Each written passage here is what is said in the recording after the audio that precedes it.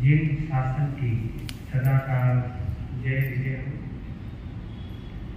शासनपति भगवान महावीर स्वामी की सदाकाल जय विजय हो। अनंत लब्धि के भंडार गुरु गौतम स्वामी भगवान की सदाकाल जय विजय हो। इस युग के प्रथम आचार्य श्री सुधर्मा स्वामी भगवान की सदाकाल जय विजय हो। भगवान महावीर स्वामी के शासन की प्रथम साध्वी आर्या सज्जन बालाजी की सदाकाल जय विजय हो। अरिहंत परमात्मा श्री सिमंदर स्वामी भगवान की सदाकाल जय विजय हो। आचार्य सम्राट पूज्य श्री आत्माराम जी महाराज साहब, आचार्य सम्राट पूज्य श्री आनंद ऋषि जी महाराज साहब, आचार्य सम्राट पूज्य श्री देवेंद्र मुनि जी महाराज साहब, वर्तमान आचार्य सम्राट ध्यान योगी पूज्य श्री शिव मुनि जी महाराज साहब सहित समस्त आचार्य भगवंतों की सदाकाल जय विजय हो। पटौदी के बाबा गुरुदेव श्री फकीर चंद जी महाराज साहब, बाल ब्रह्मचारी स्वामी श्री भागवत जी महाराज साहब, पंजाब के श्री स्वामी श्री प्रेमचंद जी महाराज साहब, जैन धर्मोपदेष्टा गुरुदेव श्री फूलचंद जी महाराज साहब, विनय की मूर्ति पंडित प्रसन्न श्री त्रिलोकचंद जी महाराज साहब, मेरे जीवन निर्माता और मार्गदाता सदगुरुदेव श्री प्रेम सुख जी महाराज साहब सहित समस्त गुरु भगवंतों की सदाकाल जय विजय हो।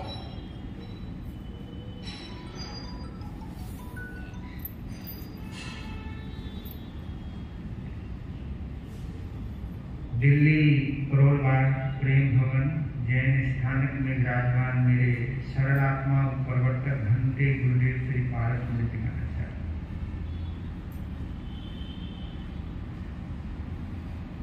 लुधियाना सिविल लाइन में चतुर्मास हेतु विचरणशील मेरे उपाध्याय प्रवर्तक पूज्य श्री रविंद्र मुनि जी महाराज साहब, इन दोनों गुरु भगवंतों के पवित्र पावन चरणों में सत सत वंदन करना। मंचासीन मेरे कर्मठ धर्म प्रभावक प्रज्ञा महर्षि शास्त्री श्री उपेंद्र मुनि महाराज, तपस्वी श्री सतेंद्र मुनि महाराज, श्री महादेव जी और श्री सहदेव जी तथा मेरी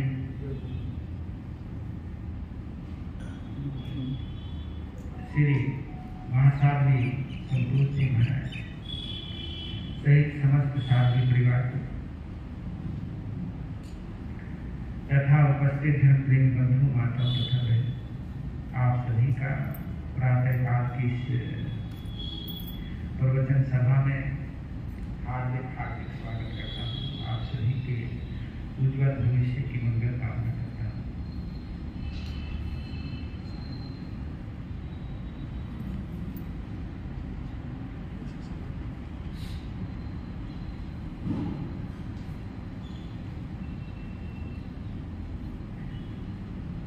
आज प्रातःकाल हमारे आगम ज्ञाता आगम पुरुष हिमाचल रत्न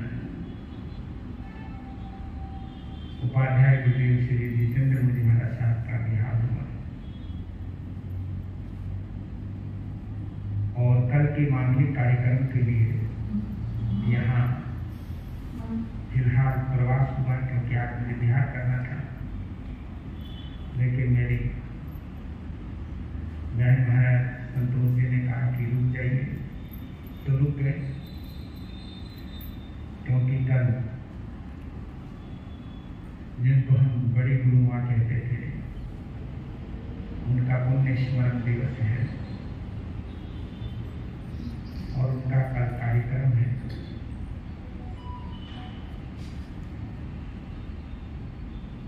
तो 15 मिनट के लिए आपके समक्ष कुछ कहना चाहा। अभी मेरे उपेंद्र मुनि जी महाराज धर्म शब्द की व्याख्या कर रहे थे। इसी को हम थोड़ा सा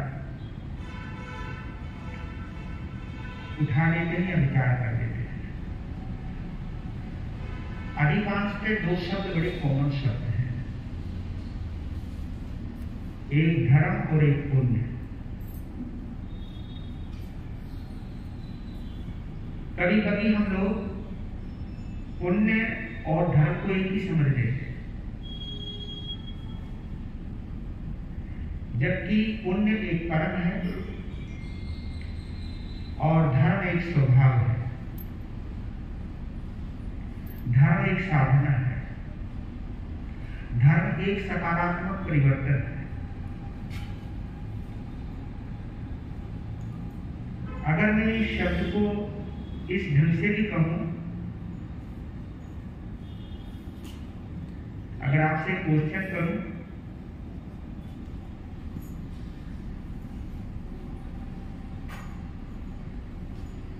अगर देखा जाए तो कर्म की आधारशिला या बेसिक क्या है, तो बताएगा कोई?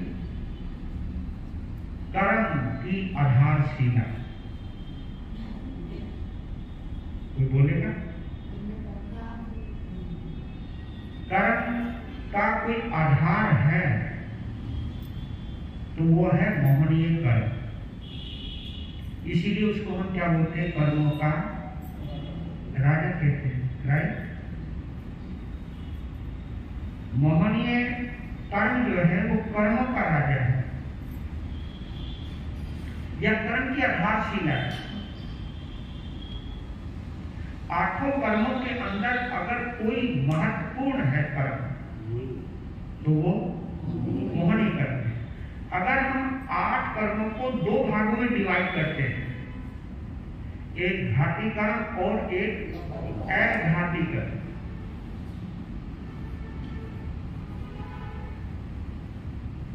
तो घाती कर्म में मुख्य कर्म कौन सा? मोहनीय कर्म। और अघाती कर्म में मुख्य कर्म कौन सा? आयुष्य कर्म, है ना?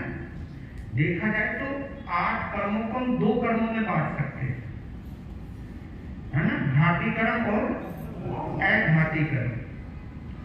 घाती कर्म इसलिए क्योंकि वो आत्मा का घात करता है, और अघाती कर्म की उससे आत्मा का कोई लेना देना नहीं। वो कहीं ना कहीं आपके इस औदारिक शरीर से जुड़ा हुआ मामला है, क्योंकि जैसे आत्मा का असली मालिक इस समय कर्म की दृष्टि से देखा जाए तो मोहनीय कर्म है, लेकिन इस शरीर का कोई मालिक है तो वो आयुष्य कर्म है। क्योंकि आयुष्य अगर मोहनीय कर्म नष्ट होता है तो ज्ञानावर्णीय, दर्शनावर्णीय और अंतराय अपने आप नष्ट हो जाते हैं। अगर आयुष्य कर्म नष्ट होता है तो वेदनीय कर्म, नाम कर्म और गोत्र कर्म अपने आप नष्ट हो जाते हैं। तो अगर हम देखा जाए तो 8 कर्मों के अंदर 2 ही कर्म महत्वपूर्ण है, घाती में मोहनीय कर्म और अघाती में आयुष्य कर्म। तो इसलिए हम कहते हैं कि कर्म की कोई भी आधारशिला है तो वो है मोहनीय कर्म। और धर्म की अगर कोई आधारशिला है, धर्म की कोई आधारशिला, धर्म की कोई बेसिक ग्राउंड या बेसिक जो चीज है,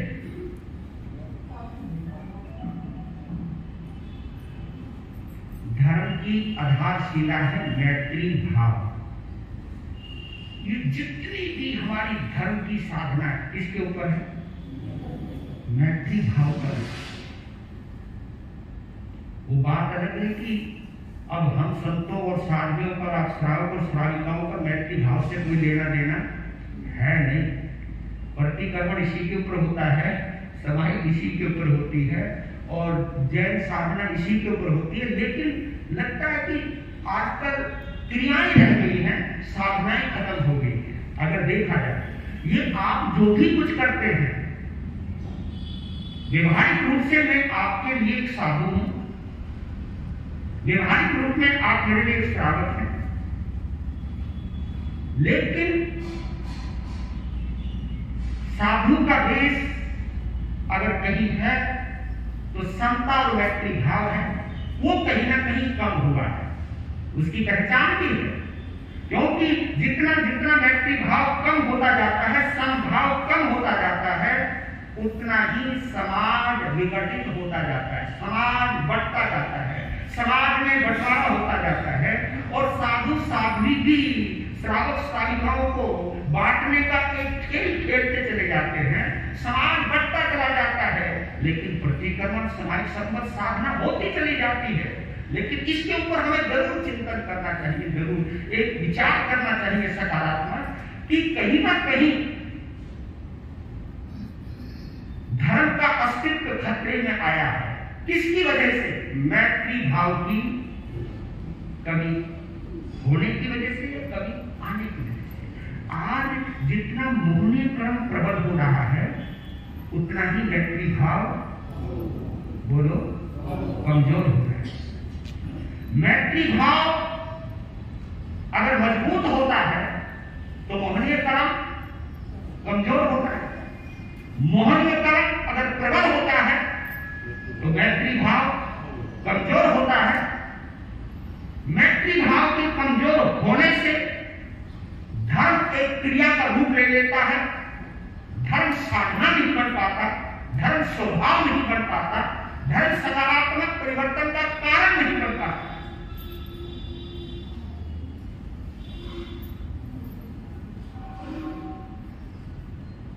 इसलिए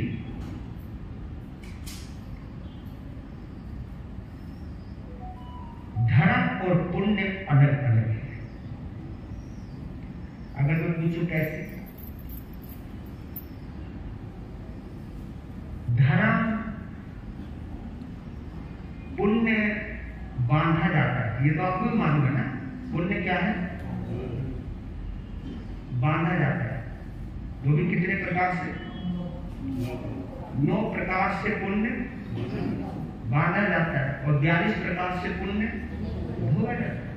मतलब जो बांधा जाएगा वो भोगा तो जाएगा, ये कंडीशन है इसके साथ। इसी से पता चलता है कि ये पुण्य कर्म है, क्योंकि पुण्य का फल हमेशा भविष्य में मिलता है। क्योंकि जिसे बांधा गया है और जिसे भोगा जाएगा, ये गा शब्द जो आता है ना, गा गी, ये किससे जुड़ा हुआ है? फ्यूचर टेंस से जुड़ा हुआ है। ये कहीं ना कहीं भविष्य काल से जुड़ा हुआ है। तू कर्म भोगेगा। हम ये भी कहते हैं जैसा तू कर्म बांधेगा वैसे कर्म तू भोगेगा। इसका मतलब ये हुआ कि चाहे पाप है चाहे पुण्य है, ये बांधा जाता है। तो पुण्य एक कर्म का हिस्सा है, ये बात मान के चलिए, क्योंकि कर्म बांधा गया है और कर्म बांधा गया है तो भोगा भी जाएगा। धर्म बांधा जाता है क्या? बोलो। धर्म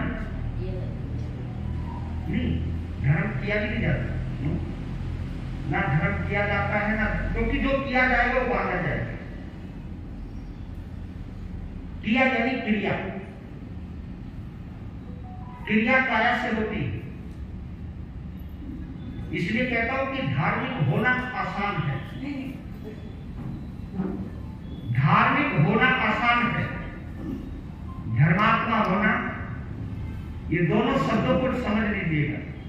धार्मिक किसको कहते हैं? धार्मिक उसको कहते हैं जो काया से धर्म करे, है ना। धार्मिक, वो जो काय शब्द है ना, वो कहीं ना कहीं काया से कनेक्टेड है, काया से जुड़ा हुआ है, शरीर से जुड़ा हुआ है। तो जो शरीर से किया जाए, काया से किया जाए।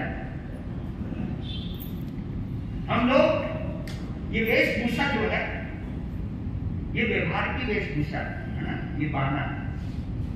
और मैंने तो यहां पर सुना भी है, बाना बदले 100 बार। लो, बाना बदले 100 बार और बाण बदले 100 बेड़ा। ये बाण जो है ना, और बाना जो है, ये दोनों में अंतर है। बाना दिखाई देता है,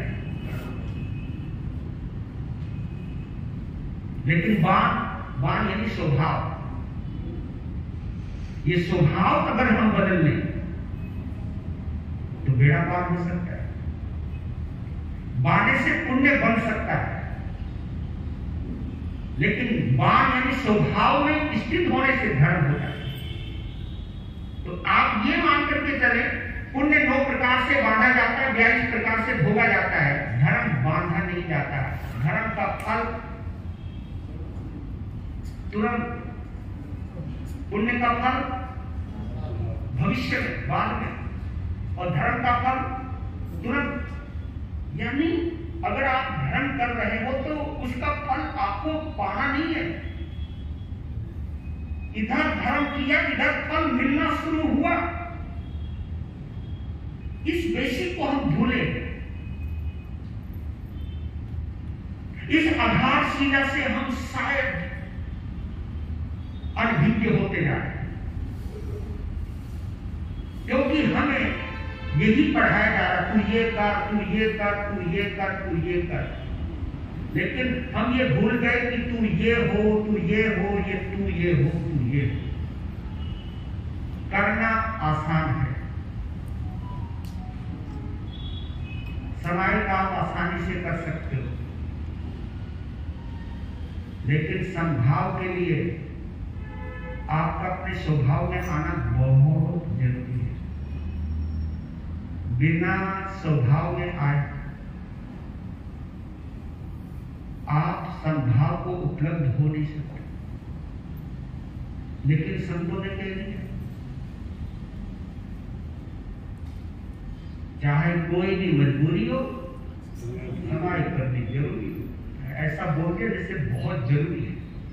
मैं ये कह रहा हूं कि चाहे कैसी भी मजबूरी हो, संभाव में रहना जरूरी है। चाहे कैसी भी परिस्थितियां, चाहे कैसा भी माहौल हो, हर परिस्थिति के अंदर आपकी मनस्थिति संतुलित रहनी चाहिए, आपकी मनस्थिति नियंत्रित रहनी चाहिए। लेकिन हमको क्या करना है? मैं ये कहता हूं कि समाज के भी तो 4 रूप हैं। ये तो आपने भी पढ़ा होगा, समाज के भी तो 4 भेद हैं। सबसे पहले द्रव्य समाय, फिर क्षेत्र समाय, फिर काल समाय, और फिर अगर हम और तुम गौर कर लेना, हम 48 मिनट की तो समाय करते हैं, क्योंकि हमको ये पता है कि 48 मिनट से पहले समाय अगर पार ली तो वो समाय अधूरी है ना। लेकिन मैं ये कह रहा हूं कि बिना अपने स्वभाव में आए, संभाव में आए समाय अगर पार ली तो वो समाय अधूरी है। भगवान महावीर स्वामी को एक समाय करने में 12.5 साल लग गए, और हम एक दिन में 12 समाय कर देते। आप तो भगवान महावीर से संख्या की दृष्टि से देखो, गिनती की दृष्टि से देखो, काउंटिंग की दृष्टि से देखो, तो भगवान महावीर से तुम तो पता नहीं कितने गुना आगे हो, है ना। भगवान महावीर को एक समाय करने में 12.5 साल लगते, और उस महापुरुष को 12.5 साल लगते जिसके पास चरम शरीर है, उसको 12.5 साल लगे जिसके पास 4 ज्ञान है। 4 ज्ञान, मति, श्रुत, अवधि और मन है प्रिय ज्ञान। 4 ज्ञान जिस बंदे के पास है,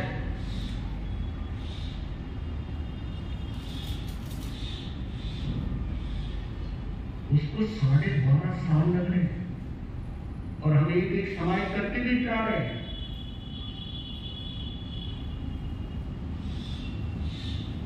अंतर तो है, क्योंकि आपको मालूम है मोहनीय कर्म की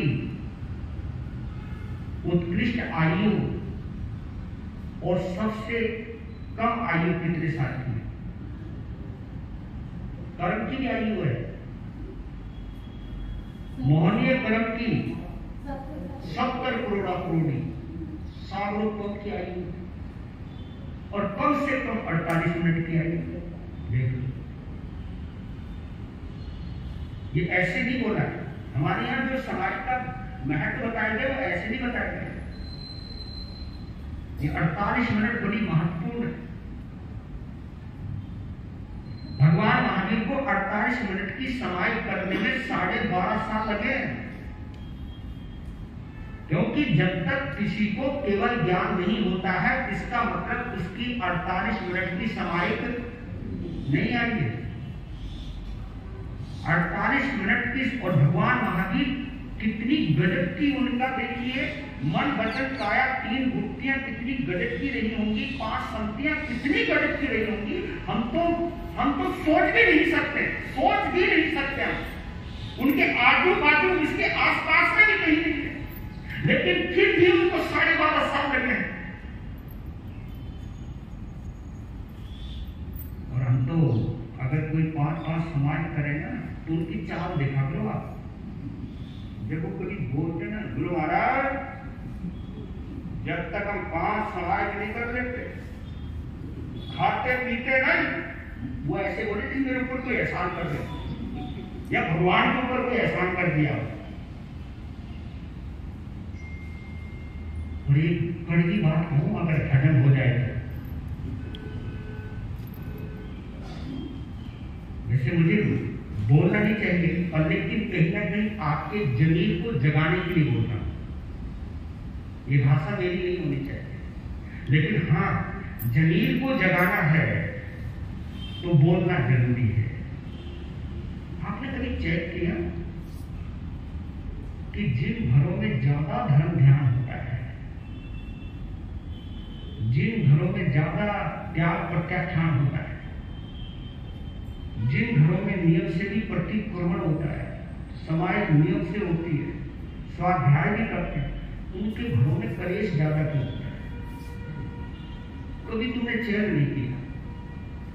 मतलब आपस में बोलते तक नहीं।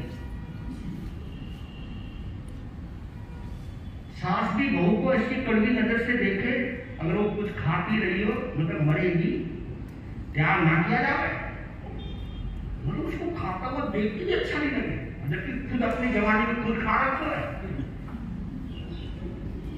आप कभी सोचते नहीं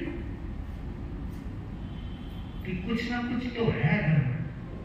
आज की हमारी न्यू जनरेशन अगर हमसे दूर हो रही है ना, तो तुम्हारे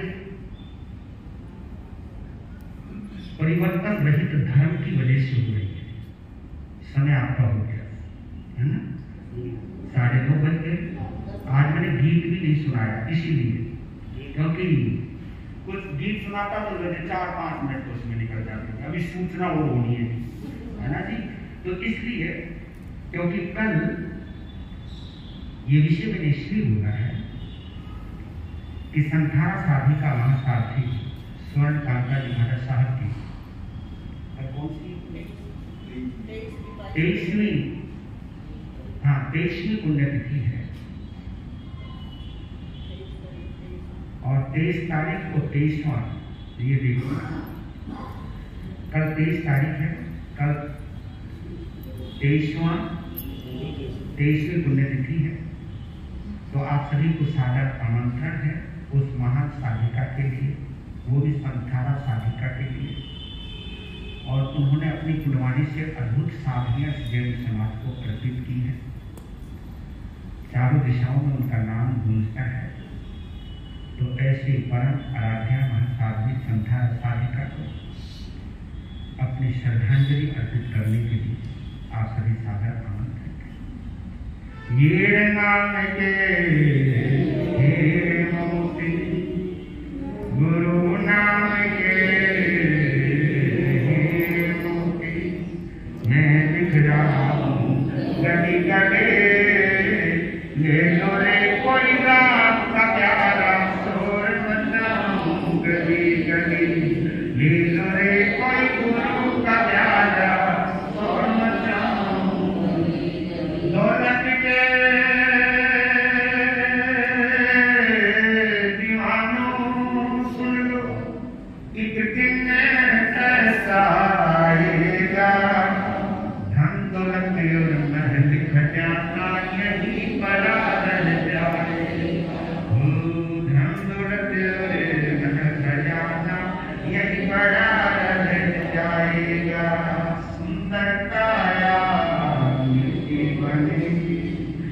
सुंदरकाया, मीठी बनेगी चर्चा होगी गली गली।